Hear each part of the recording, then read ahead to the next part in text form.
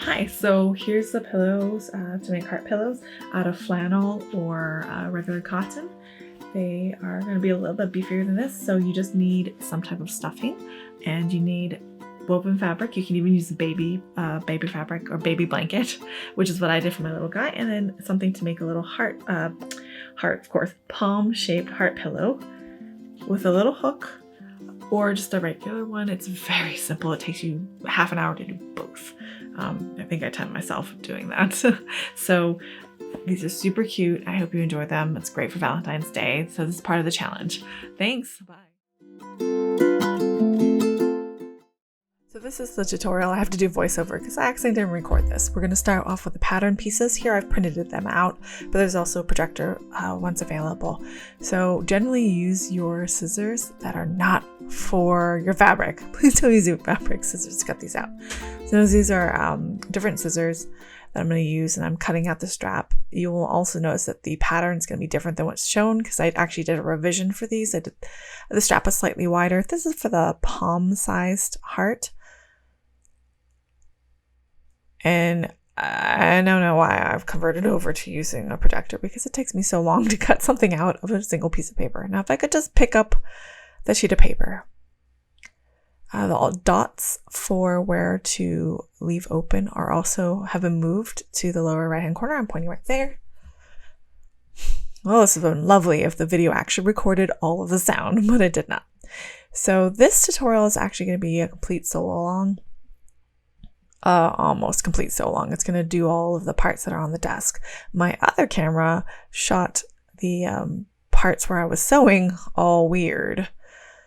So I will not include them because they're incredibly tiny and it's a very useless video. I don't know what's going on with that. So for smaller pieces, you can cut them in the hole like I've shown. But for bigger pieces, I find it's easier to cut on the fold. You're certainly welcome to fold it all out and have it as a single piece. Go ahead, but you need two of these pieces. So again, those dots are going to be moved. So when you have the actual pattern, the dots will be on the lower left-hand corner. You only need to do one of the sides to leave open so you can evert it or turn it right side out and to stuff it once you've finished sewing the heart. This is actually a very simple and very fast pattern to do. You don't even need the pattern. You could just make a big old heart yourself with paper. I'm sure you've done it in school when you were a kid. Oh, I had a fantastic talk about what we're doing with this, and I don't know what I said because it got lost, but that's life. So there's our two pieces, and then we're gonna just roll on right out to getting the fabric. I chose fabric that had a good right side and wrong side. Unfortunately, I choose the direction so it looks like it's prison fabric. Fantastic. When I align the heart, I like to put the corner in the corner of the fabric if possible. It just, for some reason, feels like you're using less fabric or it's more efficient. So I'm finding the most efficient way to lie it out. I probably should have worked this out before I started filming just to save you time. But in all honesty, if you're doing this, you're going to be doing the same thing, trying to figure out how to use the least amount of fabric possible and not put a heart in the middle of a huge piece of fabric. So there's where I have it in the corner. It just seems to fit better if you have to do a whole bunch of these. And then, of course, pin them in place. I just said the corner thing, I'm sure, since I pointed at the corner. Oh, it would have been nice to have the audio recorded at the same time. But such is life. So we are going to cut this out, but not with those black-handled scissors. We're going to cut it out with my fabric scissors, which happen to be pink. For no reason other than that's what the fabric store had, and I needed new scissors. Well, it's nice because I definitely know that those are my fabric scissors, and my husband will not use them to go cut random things, which has happened before with my sewing scissors. So sometimes it's actually easier just to cut off the hunk of fabric so you have less of all of that to maneuver around. I probably shouldn't have done that. I probably should have done that. That would have been smarter. But sometimes you don't think about it until after you're done. And that's okay. Important part is getting done. We're making like 1,000 of these, but please don't actually make 1,000 of these. That's a lot. You can go ahead and cut little pieces off to make it easier to cut, or use a rotary cutter.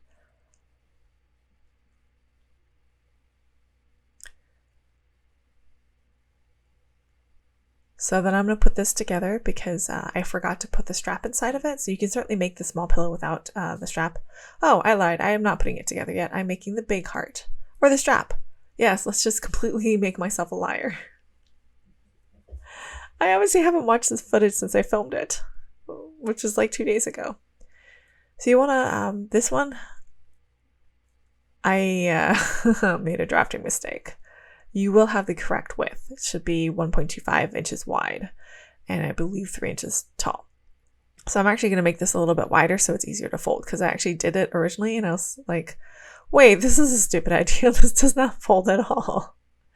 I'm not sure if I'll correct that in the video. I know I refilmed it, but I can't recall where it is and it's late and you're going to run into snafus like that where it gets caught.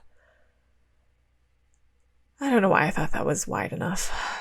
This is the problem with pattern drafting sometimes is you look at it on the screen and it looks fine, but then you actually do it and you find out it is not fine. So in this case, I'm folding in half so I have that fold to put the heart on, right? I want to make sure it's wide enough there before I go ahead and cut it down. And then I fold in half one more time, which probably took me a lot longer than just doing it twice and cutting it out. I just don't like cutting out that much. So if you do it this way, you're going to risk that there's going to be a fold on the inside, which I think I did have happen when I made my flannel version. So you have to make sure it's nice and flat. See how it's all tucked up under there? You don't want that because that'll warp the pattern. So this is the case for any type of cut to on fold type of things where you try to be like, oh, I'm going to save myself some time and fold it in half twice and then try to cut through all this thick fabric. That might happen. So I didn't make that tall enough. You need to spread it out. Yeah? If I had started cutting, I would have been missing like the top half of the heart, which would have not been great because I would have wasted all of that fabric. Making sure nothing's all bunched up. And then cutting it out. If you're trying to be super frugal, you can cut it really, really close to the edge if you want. But sometimes it's not worth the 1/4 of an inch of fabric you save in that one 6-inch wide strip. So I'm pinning it down. You certainly can use weights or clips if you want, at least for the edges. I don't think clips will work for the part that's not been cut yet. Some people are really good. They can do it without even putting it down. That is not me. Okay, so here I'm marking where the notches should go for knot sewing. In the actual pattern, you will see that those notches are correctly placed, but I only really need to do it on one side. I notch both sides because I'm stupid. I forgot to take it apart first. You'll see this later. But you want to go ahead and make nice smooth cuts and curves. Sometimes you see tutorials where they just kind of hack through it because they're in a rush. They're trying to make it fast so it's not boring. But this is true, not speed it up completely, how long it takes me to cut something. And that's 2 pieces of fabric, by the way. And I do that little press. It's like a little tiny hug for my fabric, saying thank you.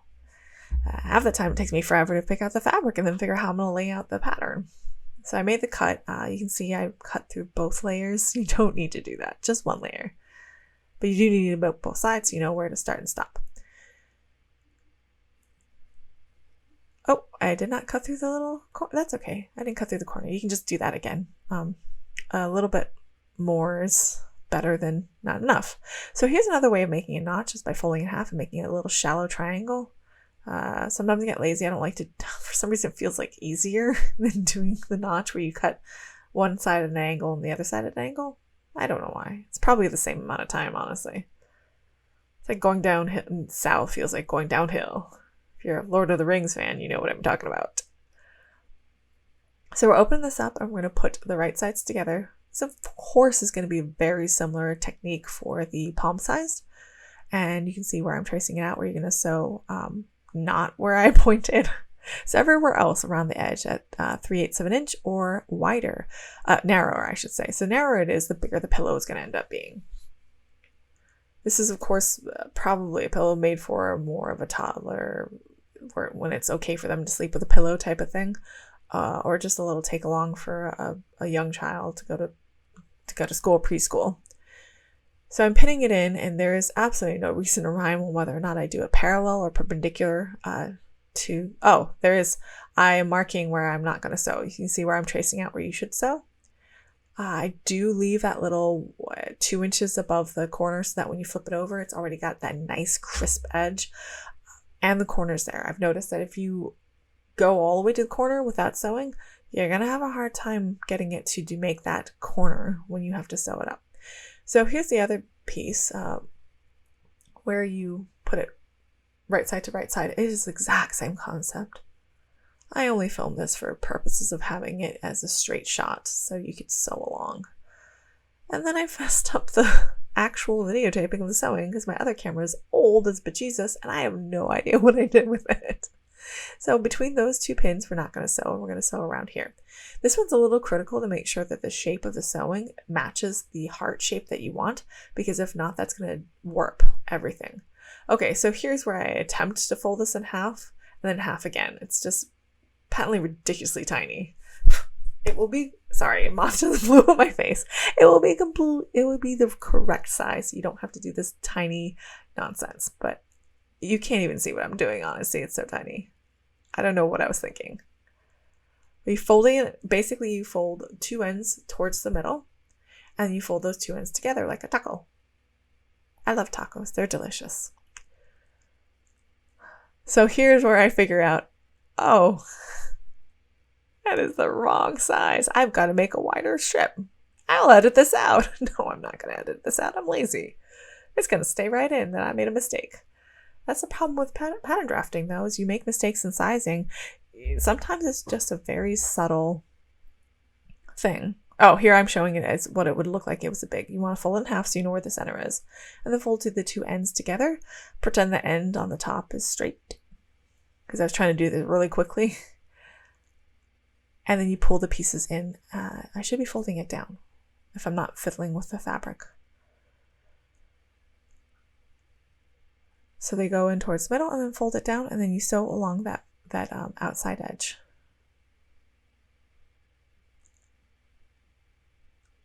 Yeah, so I think I'm still explaining how I totally messed it up. I don't know.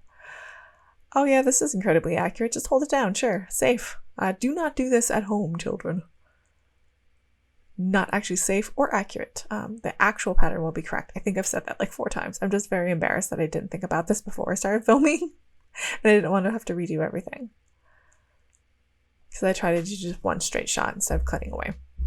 Okay, so we're going to fold that in half. So you can press it, of course. That makes it much easier, but I'm lazy, so I only press when I have to. And then press these 2 ends in, and then fold in half, and it will come out that nice little tiny demure loop. You might have to pin it in so it doesn't come apart. Then we're going to sew it, which, the magic of television, there shall be no sewing. I do not know what I'm saying here, honestly. I should cut it out, but I'm lazy. Okay, so here is the option with the strap that, ooh, ta-da! It's been sewn straight across. Amazing. How did I do that without a machine? So we're going to take off of course we have to take off the pattern. Oh, pretend that notch is not there. I kind of quickly did this and did another piece. I'll flip it over. There we go. I think I said that in the original too. So right sides together. And you want to make sure you mark where you are not going to sew. So you're going to leave open to evert it or turn it right side out. Sorry, I use a lot of engineering terms because I'm an engineer. Everting is one of them. So now we have to put the loop in, but you have to bend it and put it in the inside. Like that, yeah. If you fold it over like that, it makes it much more compact. If you do it the other way where there's no fold, it's the same long line. It's going to look a little funky because it's so small. So I just spread it out a little bit so it goes on either side of the point and overlaps a little bit so it sticks out. You see how it's sticking out a little bit just to make sure that when I sew, I'm catching it, because you don't want to do the whole thing, excuse me, and find out that you didn't catch it, because that means you have to undo stitches. And I don't know about you, but I hate undoing stitches. So I use 2 perpendicular needles to hold it in place so that when I'm stitching, they don't shift on me. And then you can see where I'm pointing. That we're gonna sew. Probably should finish that sentence. Okay, so magic of television. Oh, I'm taking pictures. This is a lovely thing. So this is actually pictures of what it looks like from front and then sideways. I'm recording this, so I'm not gonna edit this out. I'm so lazy. I'm so sorry, guys. Okay, so this is the little one, the little heart, palm-shaped heart. Take out the needles. Please take out the needles before you try to turn this inside out. And we're going to clip down in the center. Yeah, there you go. That's good.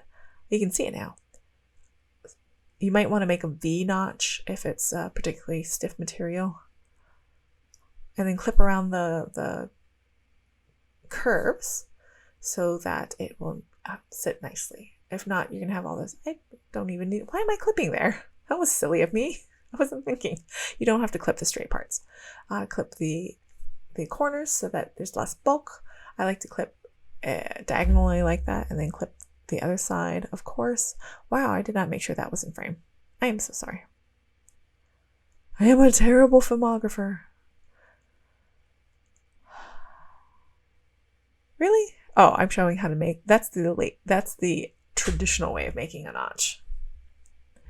So same thing here. You clip around the big guy.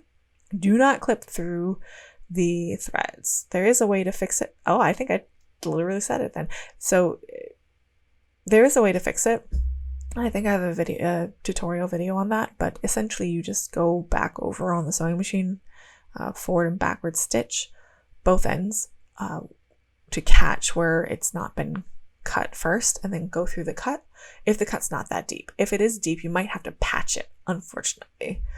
So not that deep, meaning 1/4 inch or less, right? I think I said if it's concave, you want to make a V. If it's convex, you want to make a slash. Honestly, I don't see a difference. So I just do a slash because that is it. You can, of course, pink the edges, which will have the natural effect of finishing it and causing natural born notches and curves. So, okay, take out the pins. We're going to go ahead and invert it. I use a chopstick. That one's got a rounded end. And this is, the big one's big enough for me to put my hand in, but you want to basically flip it all outside, right side out. Like I'm making, you probably know how to do this already. I know what happened. My video stopped filming, so I had to do another one. This is not a straight shot. I'm sorry. So flip it all the way outside, right side out. I was like, oh, I'm going to make sure I edit that out. No, I'm not. It's late. I need to get this done. And you can see where it's forming a heart, but you can see right there with the corner how a chopstick is very helpful. I don't need a fancy, expensive turning thing. It's a chopstick. It's actually just for my kitchen. It's the same thing with the small heart, but the small heart's a little tinier. So it's just, you only need your finger and you can't put the whole hand, obviously. And the chopstick. So at this point, I realized I did a horrible job with following the outside line when I sewed. So it's not going to look like a heart at all when I invert this one. It's actually appallingly sad looking for a heart. It almost looks like a tooth. Yeah, you can make a tooth fairy pillow for your kids. Yeah, there's me trying to force it into heart shape and it refusing to because I just did not follow the shape that well. I was not being careful when I sewed. And then me trying to push out the corner like that's going to make it into a heart shape. It's not. I did one it's fine if you follow the line. I just was not careful. I think I'm still trying to fiddle with it. Yes, I am. This is entertaining watching it second time around, by the way. You should film yourself sewing all the time and see what happens. Yeah. Oh, I'm still fuddling with it. You really shouldn't probably need to do it this much. Just because it actually honestly does not take that much. You saw how much it took for the big one. Okay, that's when I was like, all right, I give up. Here, I actually have the proper shape. We're going to clip again. So you can see I actually did this in half an hour. Of course, I have explanations, and I cut out the actual sewing time. But essentially, I timed myself, and it took me half an hour to do everything, including cutting the fabric, which is amazing. Of course, these are very, very simple pillows, but I thought I would do a long format. I don't know if anybody cares to see these. If you're in my Facebook group, you probably already know how to sew pillows. This is probably completely not useful to you. Unless you like sewing long and you want to listen to me talk depreciatingly, deprecatively, whatever, about myself. Oh, it looks like a mitten now. All right, now it's turning into a heart. Oh, it's hard to do this type of editing when you used to just speeding everything up and getting through it and just be like, okay, do this next. All right, do this next. All right, do this next. Because now I'm just sitting here watching going, well, what do I say? Do I even need to talk?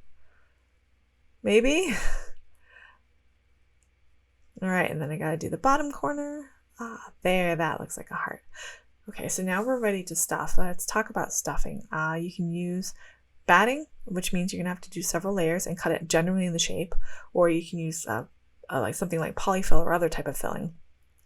For my second pillow set, I used cotton batting, which is a little bit fluffier and a little less rigid in terms of shape. So here, this is batting because that's what I had immediately on hand. You gotta cut the shape-ish of the heart so that it'll fit in and it won't be so lumpy, and make as many layers as you want it thick. There's a little bit of squishing in, and you can't see it, but I'm wrangling with the stupid polyfill. If you have any hangnails though, or little tags on your fingers, on your fingernails, it'll get caught on that stupid polyfill. Trust me, I've had this happen. I had a cut on my fingernail, and it was there for like 3 months, and it got caught on that polyfill all the time. It was so frustrating. I was so happy when it grew out. That's a side note. You probably didn't need to know about that. So what you can't see I'm doing, because I did not make sure it was in the shot, is I'm roughly cutting the shape out for several layers. I think this is 3 or 4 layers of the batting. And then I'm like, I can do this by hand. I don't need you. But you can see how hard it is to deal with the batting sometimes. If you want to be precise, go ahead and cut each one out individually. I am not that precise. I'm a messy sewer, okay? I'll just admit this freely. I'm a messy sewer. That's why I don't actually sew product to sell, because it's never going to come out very nice or professional looking. It can, I don't want to spend the time. Some people enjoy that. And please enjoy yourself if you enjoy that. So you can see that's not even, oh my gosh, that heart shape is so crooked. It's like a Charlie Brown heart.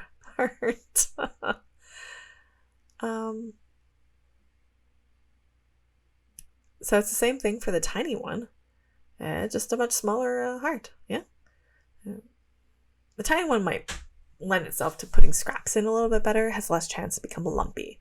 The problem with the big one is it can get lumpy really fast. Trust me. So my original one that I made for my child has a cotton batting in inside of it, which makes it nice. Yeah, so I decided to go 1 layer there because it's just a tiny little pillow. It's absurd to be overstuffed with things. It just looks painful if it's that overstuffed. This is where the chopstick comes in handy again. I just push it in. I'm sure that a lot of people who do stuffed animals and dolls and things know this secret.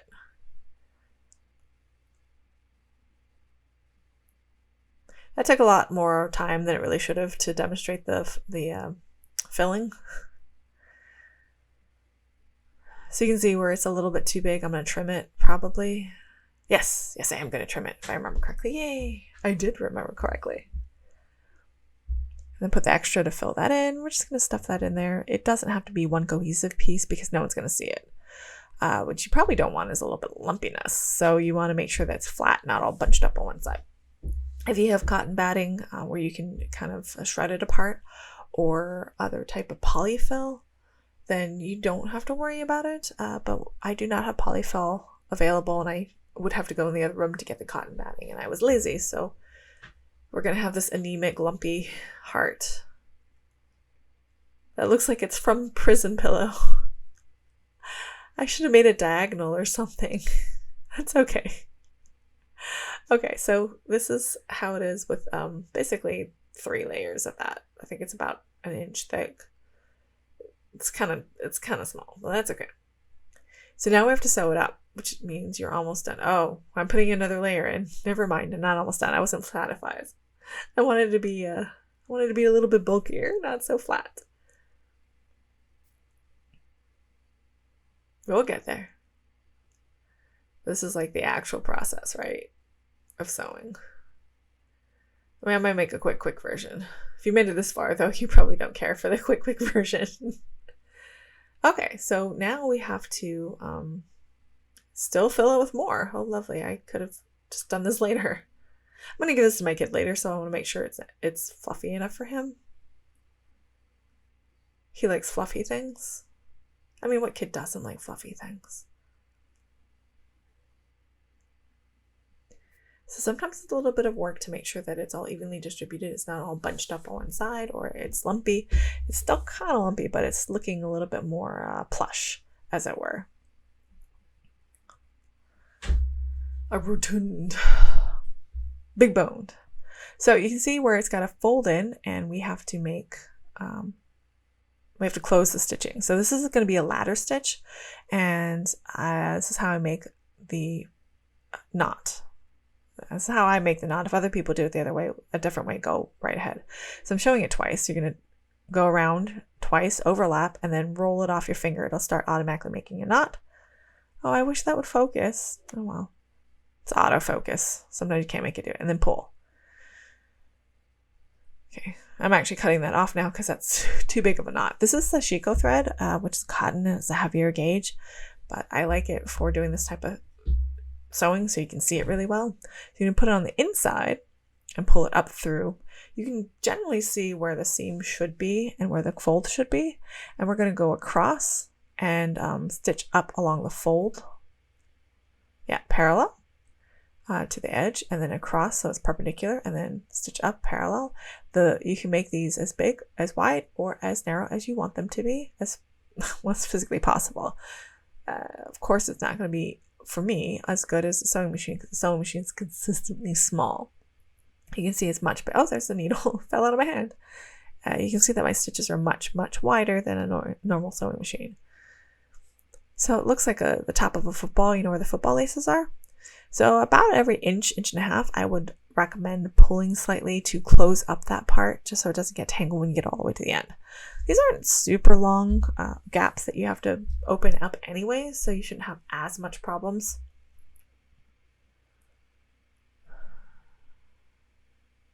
And you can see where it's going across, and pull.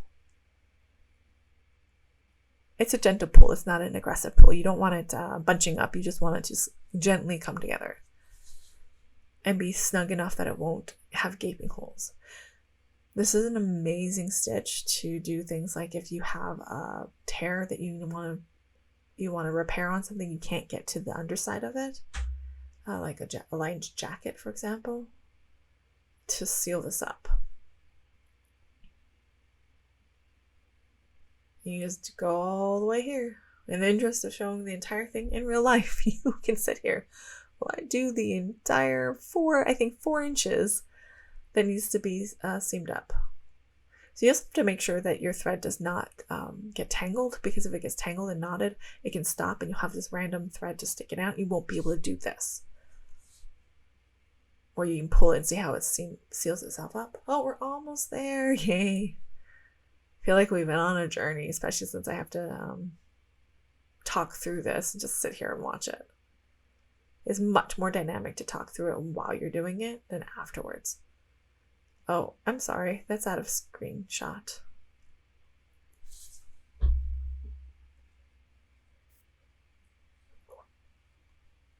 All right, we're almost there. So we're going to tie a knot at the end and try to tuck it in.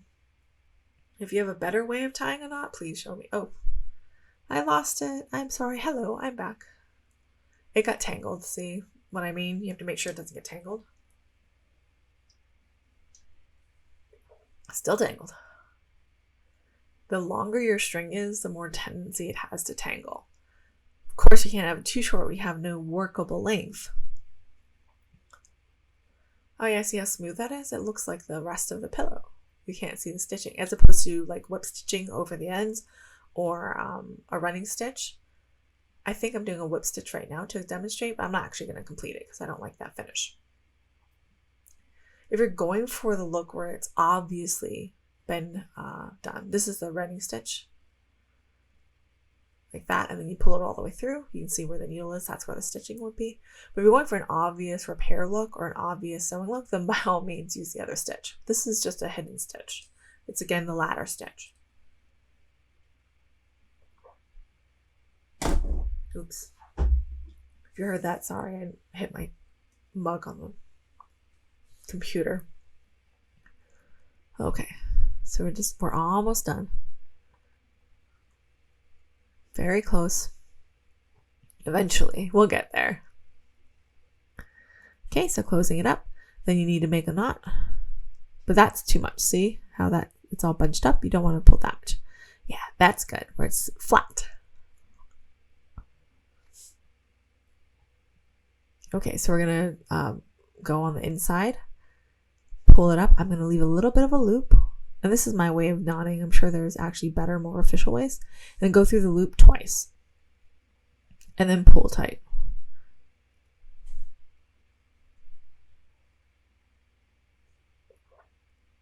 And then you cut and make sure that it's all tucked in. And you're done with the pillow. It's the same idea for the little guy, which I will show you right now.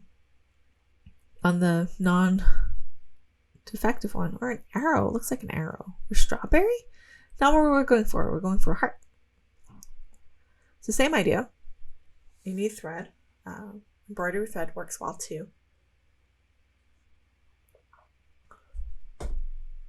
We're going to go through the inside and pull it up through the fold, which is why you can see why having that corner made already is essential, because that causes it to already have that natural fold between the two dots that you did not sew. Would have helped if that was in shot. Sorry. I'm not perfect. Doing this on the side. I don't have so much time. I don't have a camera crew. I'm not like some of the fancy guys. Okay, see? Got caught or tangled. Watch out for that. Sometimes that's the most frustrating part, because you're like, I'm almost done, and then it gets tangled and you want to hurt somebody. That's normal. At least that's what they tell me. I hope it's normal. All right. So the problem is I'm also trying to see it for myself while keeping it in camera shot. And it's not the easiest thing to do. So we're getting pretty close to the end. You can see how there's a little, yeah, it's bunched up. So you just pull it a little bit to flatten it out. Even then, sometimes it'll be off. And that's because I did not put the crossover stitch directly parallel to the other ones, or directly perpendicular 90 degrees to the edge. That's why it's kind of bunched up that way. If you don't like it and it's bothering you, go ahead and take that stitch out, because it's hand stitching. We're almost done. So the PDF pattern that's tiled, oh yay, all you can see is my hand. That's helpful. I'm trying to see and it's late. There we go. So the PDF version has instructions on the last 3 pages. It's only 5 pages long total, because it's 2 pages for the pattern and then 3 pages for the instructions. So it has these basically shown graphically. It's just pictures I made. It's not fancy. Sorry. Okay, so now I'm going to do the same thing, except there's not as much space because this is so tiny. You're going to have to do the best you can to tuck it in. But that's also why I cut near very close to the knot, but I also make sure the knot's nice and tight and secure. That way we don't have a tail just wagging around some random spot. And there it is. There is the pillow.